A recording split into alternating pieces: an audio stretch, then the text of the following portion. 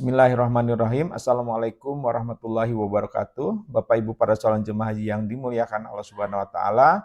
Di video kali ini saya ingin berbagi pengalaman saya selama saya bertugas sebagai petugas kesehatan haji Indonesia. Kali ini saya akan kembali mereview tentang rute perjalanan ibadah haji di tahun 2025. Kenapa saya ini perlu sampaikan kepada Bapak Ibu para calon jemaah haji? Karena ini penting. Jadi nanti setiap tahapan daerah-daerah yang dilalui oleh para calon jemaah haji tahu kegiatan apa saja yang harus dilakukan di setiap etape perjalanan ibadah haji. Baik Bapak Ibu, kita mulai saja. Untuk perjalanan ibadah haji ini terbagi ke dalam 2 gelombang, yaitu gelombang pertama dan gelombang kedua. Kita akan bahas dulu untuk gelombang pertama. Bapak Ibu, nanti sebelum keberangkatan, biasanya Bapak Ibu di tempat tinggalnya masing-masing itu mengadakan walimatus syafar. Bapak Ibu jauh-jauh hari sudah mempersiapkan kopernya, 2 koper dan 1 tas paspor, yaitu koper besar, koper kecil ya, kemudian tas paspor. Nah untuk gelombang pertama ini, untuk kain ihramnya jangan disimpan di koper kecil ya, simpan saja di koper besar karena nanti kain ihram ini baru akan dipergunakan setelah Bapak Ibu dari Madinah akan melakukan umrah wajib. Beda dengan gelombang yang kedua. Jadi taruh saja di koper besar agar nanti di koper kecil tidak terlalu penuh ya untuk itu. Kemudian untuk yang lain-lainnya Bapak Ibu persiapkan kesehatannya ya. Mulai sekarang jaga pola makan, pola hidup sehat ya, olahraga yang teratur, kemudian istirahat yang cukup. Bagi yang punya penyakit kronis, jangan lupa obat-obatannya untuk selalu diminum. 2 hari atau 3 hari sebelum keberangkatan, biasanya koper besar itu harus sudah diserahkan ke Kemenag untuk dibawa terlebih dahulu. Jadi lebih dahulu. Jadi koper besar ini akan dibawa terlebih dahulu. Jadi dipersiapkan dari awal. Nanti akan diserahkan ke Kemenag. Nah, setelah waktunya tiba, nanti Bapak Ibu dari tempat tinggal akan berangkat ke kota tempat Bapak Ibu berkumpul untuk diberangkatkan. Biasanya nanti sanak famili, tetangga, teman mungkin akan mengantarkan Bapak Ibu ke tempat pemberangkatan. Dan dari situ Bapak Ibu akan mengenakan batik haji. Ya, batik haji itu motifnya dari tahun ke tahun itu selalu berubah. Nah, setelah setibanya di lokasi tempat pemberangkatan di kota Bapak Ibu, nanti Bapak Ibu akan diterima oleh panitia setempat, kemudian masuk ke suatu ruangan, apa itu di sebuah gedung, nanti ada sedikit arahan-arahan singkat. Nah, nanti Bapak Ibu akan ditemani, kalau tahun-tahun sebelumnya itu ditemani oleh 5 orang petugas, yaitu ketua kloter, pembimbing ibadah haji, kemudian ada 3 tenaga kesehatan, 1 orang dokter dan 2 orang perawat nanti yang akan mendampingi terus Bapak Ibu selama menjalankan ibadah haji. Setelah itu Bapak Ibu, setelah semuanya pengarahan selesai, Bapak Ibu akan naik bis. Nah di bis itu silakan Bapak Ibu duduk sesuai dengan rombongannya. Nanti di perjalanan itu akan dikawal oleh mobil kepolisian. Nah kemudian tibalah di embarkasi. Nah di embarkasi ini Bapak Ibu silakan masuk ke ruangan, duduk, nanti ada sedikit arahan-arahan dari panitia yang ada di embarkasi. Nah Bapak Ibu setelah itu masuk dulu ke kamar yang ada di embarkasi, kalau laki-laki, laki-laki semua, ke perempuan semua, jadi dipisah antara laki-laki dan perempuan. Nah di embarkasi nanti akan ada pemeriksaan juga, pemeriksaan kesehatan untuk menentukan laik tidaknya Bapak Ibu melakukan penerbangan. Untuk wanita usia subur biasanya nanti akan dilakukan pemeriksaan tes kehamilan, tes urin ya nanti. Kalau diketahui ternyata hamil kurang dari 14 minggu, maka biasanya tidak jadi berangkat hari itu akan ditunda untuk tahun depan. Kemudian di embarkasi juga Bapak Ibu akan mendapatkan gelang haji, kemudian akan mendapatkan paspor, kartu vaksinasi yang kuning biasanya ada juga itu, kemudian KKJH, kartu kesehatan jemaah haji, kemudian dapat juga uang saku atau uang living cost. Kalau di tahun 2023 kemarin itu konon kabarnya 750 real. Nah di embarkasi juga ada yang namanya fast track ya. ada pemeriksaan X-ray lah gitu ya. Jadi barang-barang bawaan Bapak Ibu semua akan diperiksa di situ melalui X-ray untuk menentukan ada barang-barang bawaan yang terlarang untuk penerbangan. Kemudian Bapak Ibu juga akan diperiksa juga. Setelah semuanya diperiksa melalui fast track ini, Bapak Ibu naik ke bis dan nanti sesuai dengan rombongan akan diberangkatkan menuju ke bandara, menunggu pemberangkatan. Waktu berangkat tiba, Bapak Ibu naik ke pesawat. Nah, di pesawat silakan duduk sesuai dengan nomor kursinya. Kalau misalkan terpisah, nanti silakan duduk saja sesuai nomor kursinya. Kalau nanti mau tukeran, silakan nanti kalau sudah sekiranya situasinya sudah kondusif, sudah aman. Nah, Bapak Ibu di perjalanan di pesawat, Bapak Ibu untuk gelombang 1 ini nanti dari Bandara Tanah Air akan ke bandara yang ada di Madinah, Bandar Amir Muhammad. Jadi perjalanan itu bisa mencapai 9 sampai 12 jam. Rata-rata 9 jam di perjalanan. Di dalam pesawat nanti Bapak Ibu akan dapat jatah makan, kemudian snack ya, minuman. Jatah makannya biasanya 3 kali. Setibanya di Bandara Madinah, di Bandara Amir Muhammad, nah biasanya yang itu cari-cari koper besarnya dicari-cari. Nah Bapak Ibu saya ingatkan, kalau misalkan koper besarnya tidak ketemu, misalkan kalau kata petugas silahkan naik ke bis, naik saja ke bis. Nanti biasanya koper besarnya itu akan ketemu ketika Bapak Ibu sudah berada di hotel, ya. Jadi jangan panik. Nah, nanti setibanya di hotel, Bapak Ibu tunggu dulu sebentar di lobi, nanti ada pembagian kunci kamar. Nah, seperti biasa, antara jemaah laki-laki dan jemaah wanita itu akan dipisah. Setelah dapat kunci kamar, masuk ke hotel, ke kamar. Nah, nanti tunggu informasi untuk mulai sholat di Masjid Nabawi. Sholat fardu di Masjid Nabawi untuk menjalankan apa? Yang namanya arba'in. Nah, berapa lama Bapak Ibu akan tinggal di Madinah itu selama 8 hari ya. Nah, dan hari ke-9-nya nanti pergi ke Mekah. Nah, yang namanya sholat arba'in itu apa? Sholat arba'in itu sholat 40 waktu berjamaah dengan imam Masjid Nabawi tanpa terputus. Kemudian nanti Bapak Ibu juga akan ziarah-ziarah, kemudian akan ke Raudah ya. Kalau ziarah nanti ke makam Rasulullah Shallallahu Alaihi Wasallam, Sayyidina Abu Bakar di situ, kemudian Sayyidina Umar. Kemudian nanti ziarah juga ke Baqi, ke Jabal Uhud, kemudian ke Masjid Kuba, ke Masjid Qiblatain, ke Hondak, biasanya kemudian ke kebun kurma juga ke situ di situ. Nah, hari ke-9-nya Bapak Ibu siap-siap untuk melaksanakan umrah wajib. Jadi umrah wajib ini nanti di hotel Bapak Ibu sudah mandi, kemudian memakai kain ihram. Nah, jangan dulu niat hanya memakai kain ihram saja ya, jangan dulu niat. Nah, kalau sudah selesai memakai kain ihram, kemudian memakai wangi-wangian, boleh silakan karena belum niat. Nah, Bapak Ibu nanti akan naik ke bis untuk melaksanakan umrah wajib. Berangkatlah Bapak Ibu dari Madinah, sebelum ke Mekah, Bapak Ibu nanti akan ke Bir Ali, Masjid Bir Ali atau Julhulaifah.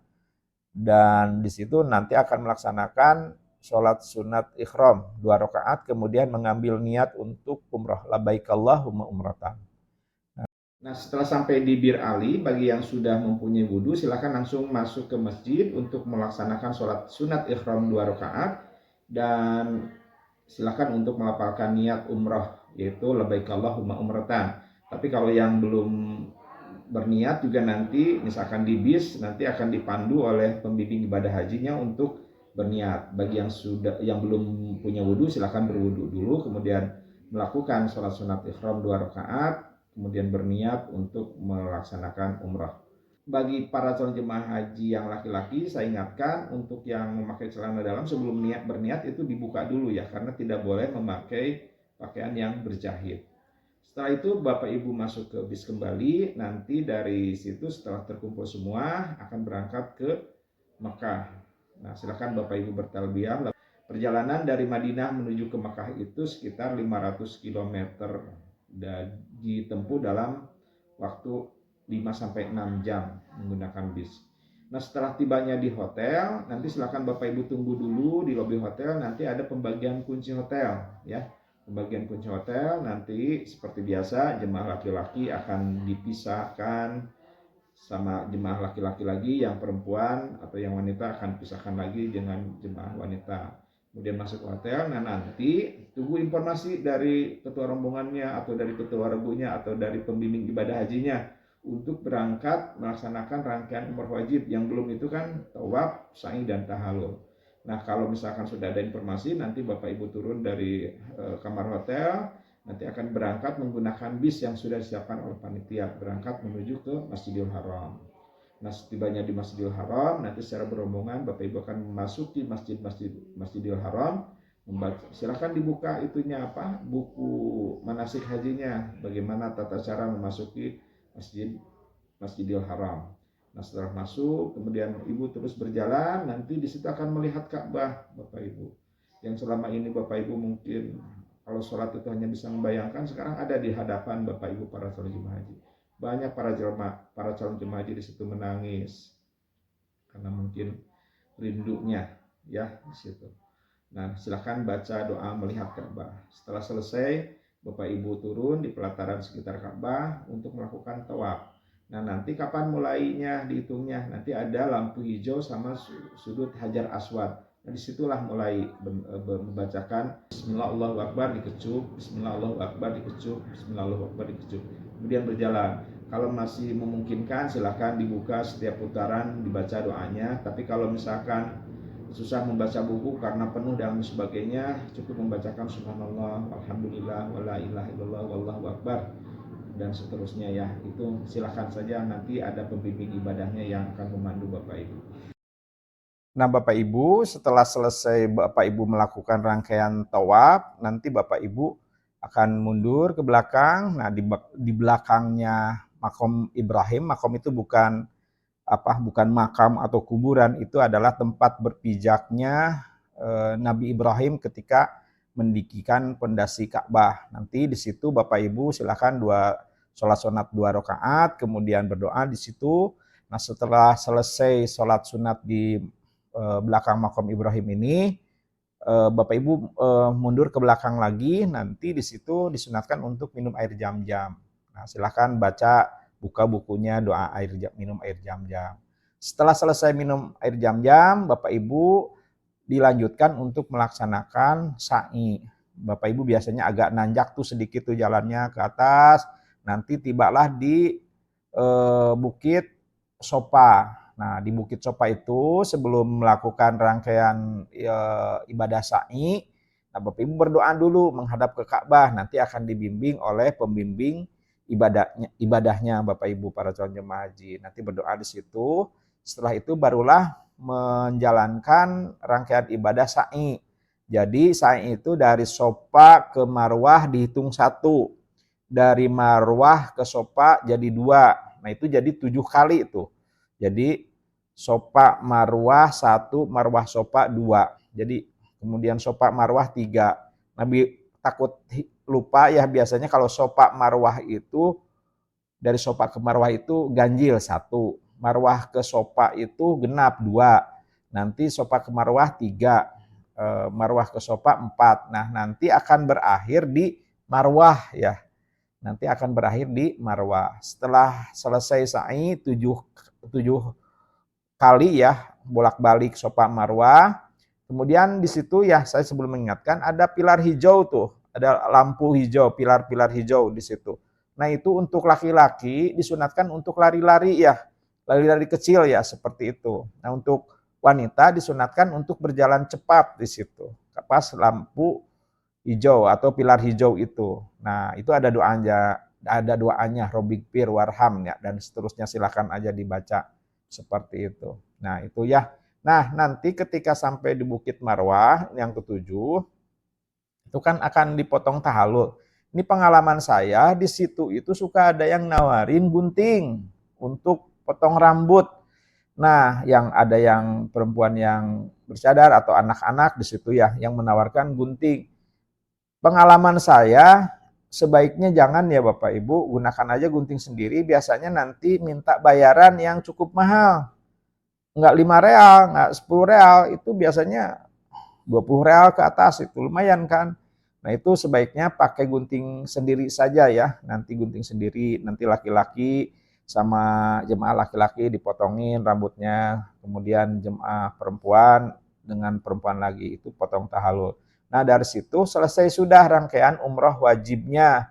Kemudian nanti akan kembali ke hotel menaiki bis ya dengan rombongannya.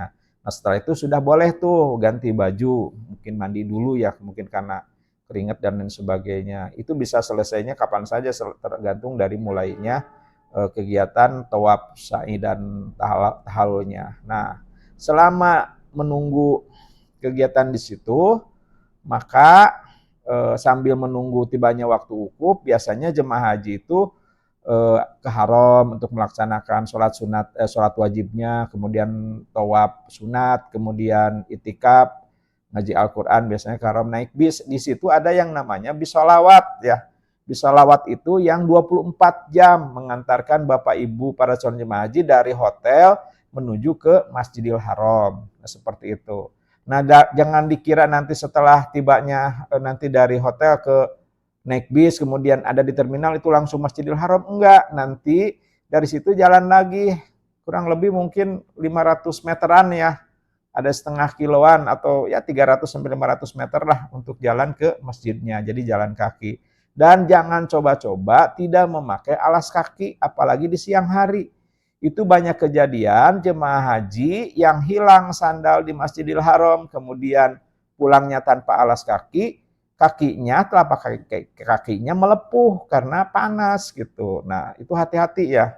Kalau saya anjurkan sih sebisa mungkin bawa sendal cadangan. Biasanya di hotel-hotel tuh ada sendal yang tipis, mungkin itu bisa dimasukkan. Jaga-jaga kalau sendalnya hilang. Seperti itu. Kemudian nanti setelah ada yang melaksanakan umrah sunat lagi. Jadi biasanya mereka itu para calon jemaah haji ngambil niatnya di tempat yang terdekat, yaitu di Tanaim atau Masjid Aisyah gitu ya.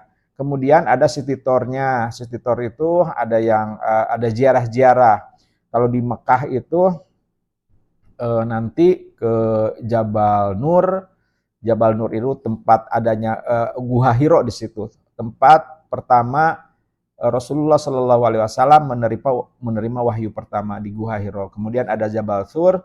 Nah Jabal Sur itu adalah guha tempat waktu Rasulullah bersama Sayyidina Abu Bakar dikejar kafir Quraisy Mekah. Kemudian di situ ada dilindungi dengan sarang laba-laba dan akhirnya selamat, tidak ditemukan oleh kafir Quraisy itu di Jabal Sur. Biasanya kita hanya melihat saja ya karena jaraknya jauh dan mungkin perlu fisik yang kuat.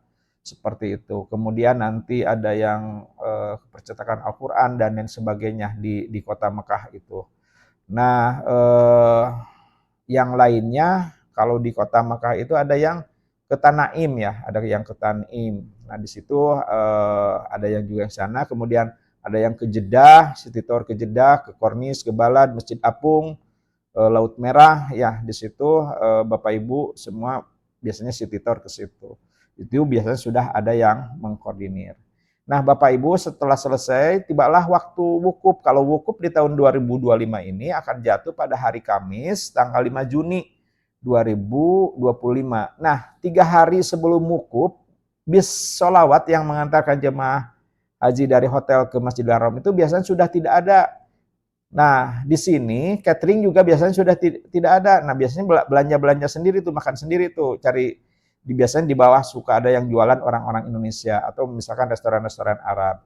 Nah, saya sarankan jangan dulu ke haram kalau udah nggak ada masjid. Sholatnya di hotel saja. Biasanya di hotel itu sudah ada tempat untuk sholat berjamaah dan cukup luas di situ. Nah, besoknya tanggal 8 Zulhijjah. Kalau wukuf kan 9 Zulhijjah. 8 Zulhijjah itu Bapak Ibu para calon jemaah haji akan diberangkatkan menuju Arafah untuk melakukan prosesi ibadah haji.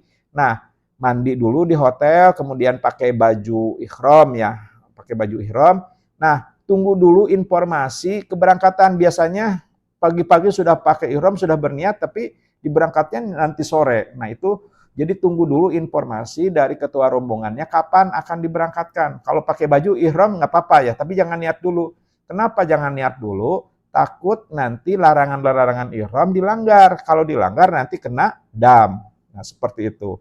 Nah, nanti kalau sudah ada kepastian, barulah Bapak Ibu, sebelumnya mungkin Pak bisa pakai wangi-wangian dulu sebelum niat ya, menyisir atau menggunting kuku dan sebagainya. Nah, nanti setelah itu sholat sunat ihram. Ya, sholat sunat ihram kemudian niat labbaik Allahumma hajjan. Nah, setelah itu hati-hati larangan ihram. Celana dalamnya harus sudah dibuka itu. Sebelum niat harus sudah dibuka ya.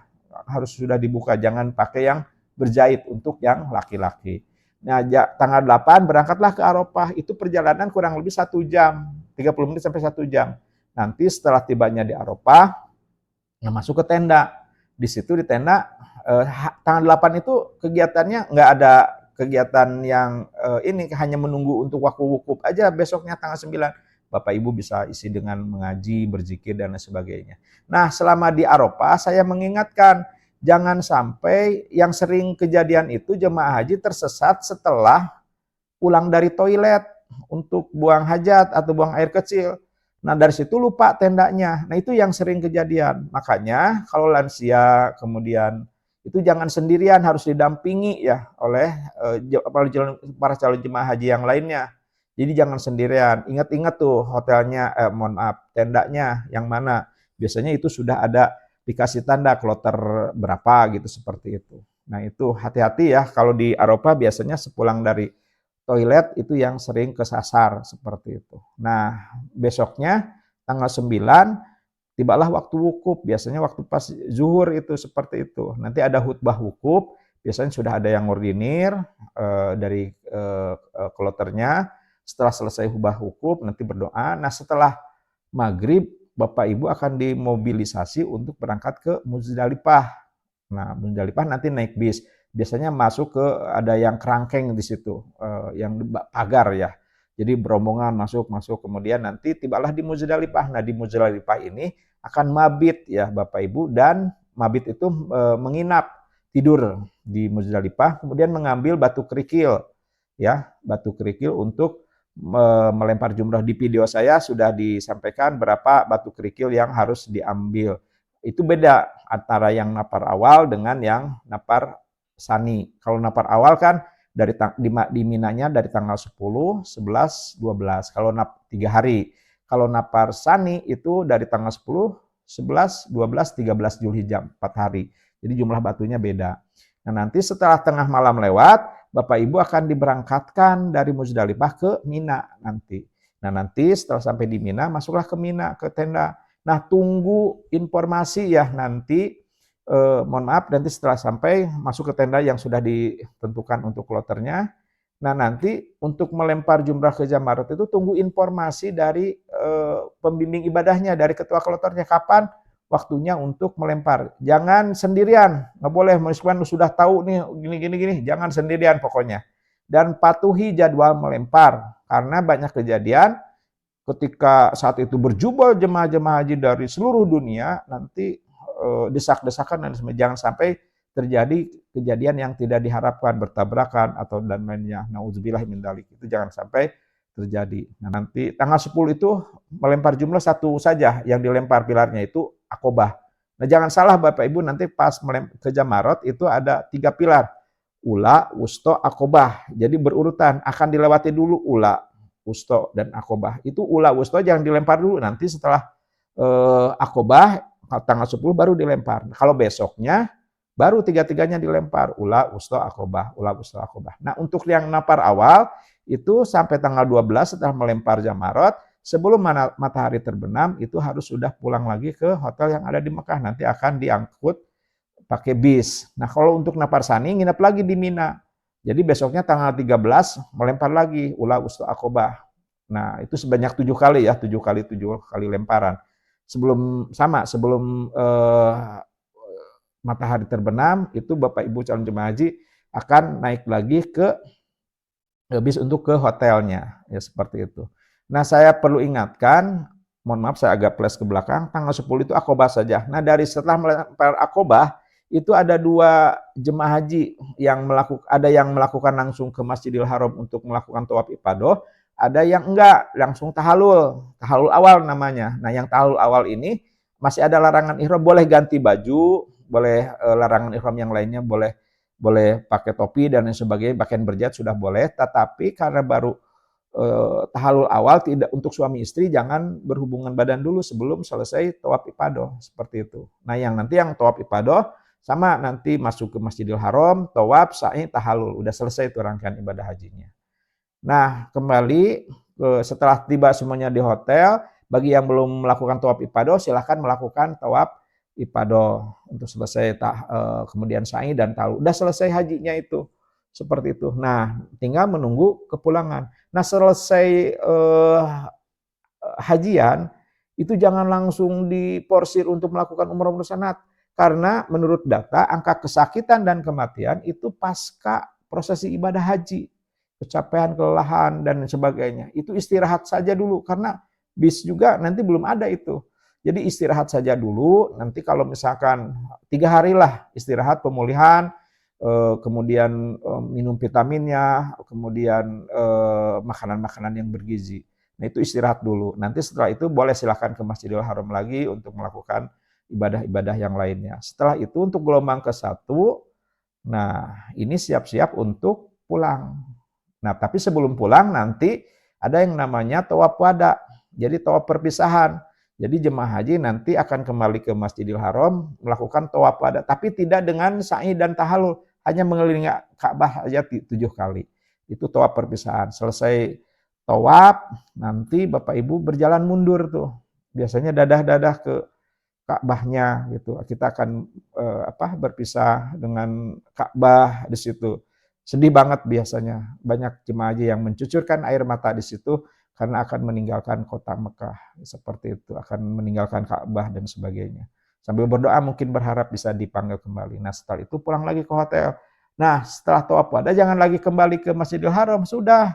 Karena itu nanti kan sudah perpisahan. Nah, nanti siap-siap untuk pulang ke tanah air dari hotel, nanti dipulangkan dari Bandara Jeddah menuju ke tanah air. Nah, setibanya nanti di tanah air, Bapak Ibu masuk ke embarkasi, nah di situ nanti akan dikasih yang namanya air jam-jam di debarkasi ya, yang sama tempatnya.